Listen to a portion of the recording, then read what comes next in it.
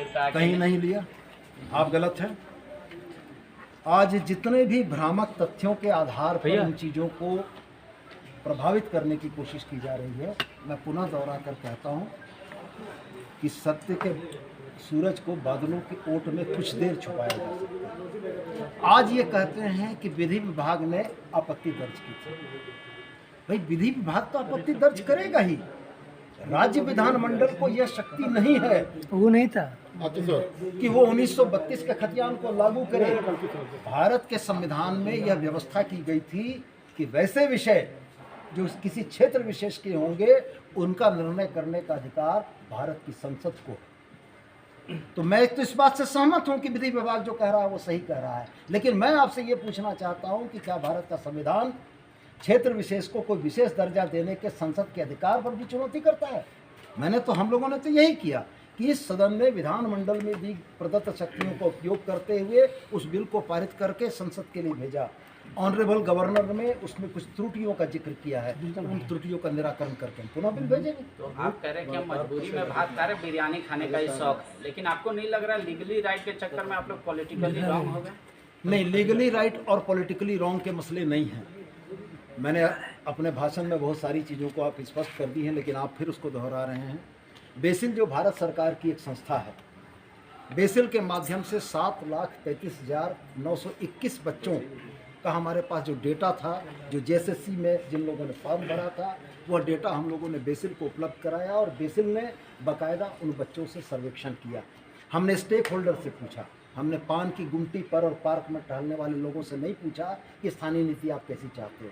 जिन बच्चों ने फॉर्म भरे थे उन बच्चों की भावनाओं को हम लोगों ने समझना चाहा और 73% बच्चों ने नियुक्ति की मांग की और हम बहुमत के साथ जाना उचित समझे। तो अभी कैसे ये बच्चों का आ रहा है 60-40 नहीं चलता? जो ट्विटर स्टॉर्म दूरुपल्ली ट्रोल के माध्यम से इन लोगों ने क्रिएट किया है, जब आप गूगल एनालिटिका में जाइएगा, अगर आप चाहिएगा तो मैं डाटा आपको भेज दूँगा, 4 लाख ट्वीट की बात आ रही है।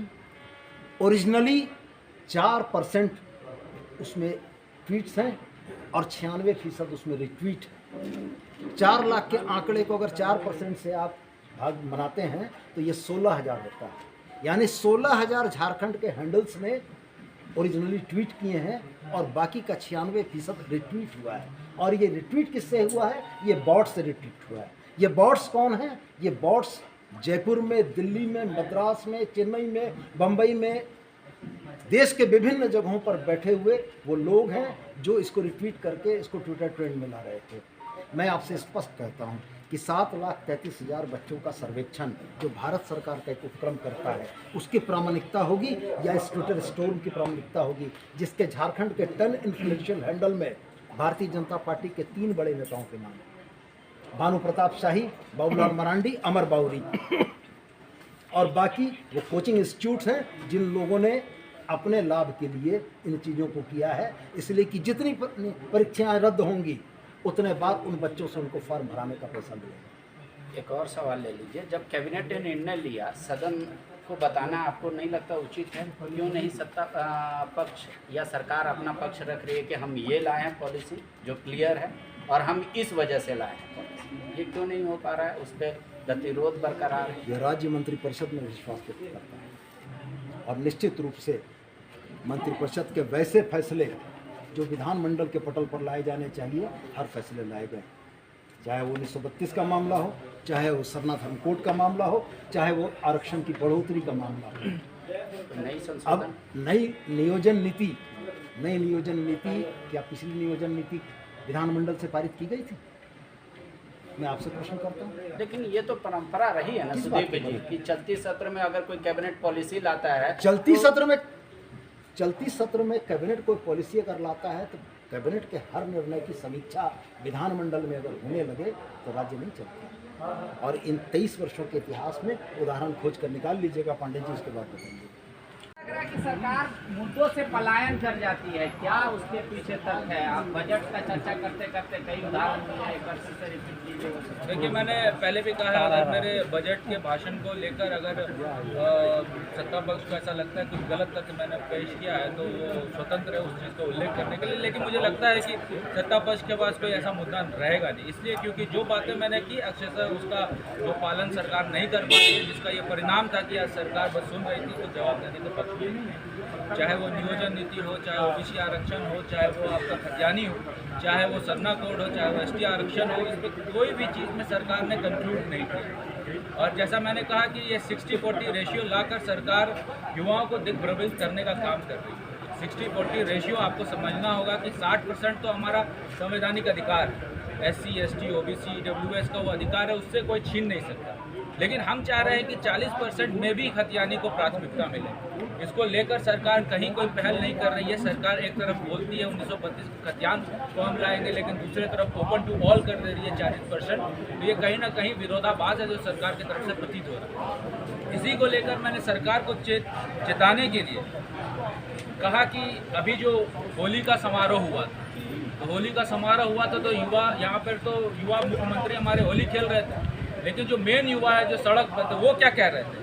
हेमंत आया साथ लाया शादी की उम्मीद, हेमंत आया साथ लाया शादी की उम्मीद, जब नौकरी मांगे युवा सड़क पर, जब नौकरी मांगे युवा सड़क पर, दे लाठी से पीट पुलिसिया दे लाठी, जोगीरा सारा नियुक्ति वर्ष घोषित कर देले एको ठो नहीं नौकरी होले, नियुक्ति वर्ष घोषित कर देले एको ठो नहीं नौकरी होले, भत्ता मिलाना भीख यहाँ पर भत्ता मिलाना भीख पुलिसिया दे लाठी से। ये सरकार का जो है ये चरित्र है।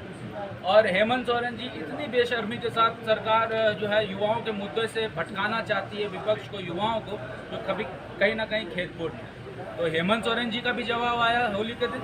हेमंत सोरेन जी ने कहा बकरी बेचो, सुअर बेचो और बेचो तरकारी, 60-40 कर किया बेगारी, 60-40 कर किया बेकारी, नहीं मिल तो सरकारी नौकरी, नहीं मिल तो सरकारी। ये हेमंत सोरेन जी का निश्चय है यहाँ के युवा के लिए, कोई कीमत पे हम लोग सरकारी नौकरी नहीं देंगे। और ये जो ये जो पोयम है, कविता है, मैंने इसलिए कहा क्योंकि सरकार का अगर आप स्टेटमेंट शुरू से ही देखेंगे तो सरकार का स्टेटमेंट कहीं ना कहीं नेगेटिव रहा है। सरकार कभी बोलती है कि हम लोग 5 लाख सरकारी नौकरी दे देंगे, बेरोजगारी भत्ता दे देंगे, बीजेपी को भगाओ, यहाँ पर तो हम फुल प्रॉमिस में ये कर देंगे वो कर देंगे, लेकिन जब क्रियान्वयन की बात आती है तो सरकार कहीं ना कहीं लाचार दिखती है। इसलिए मुझे ऐसा लगता है कि सरकार बोलती कुछ और है, करती कुछ और है, जिसका आज परिणाम है कि युवा ठगे से महसूस कर रहे हैं, युवा सड़क पर है।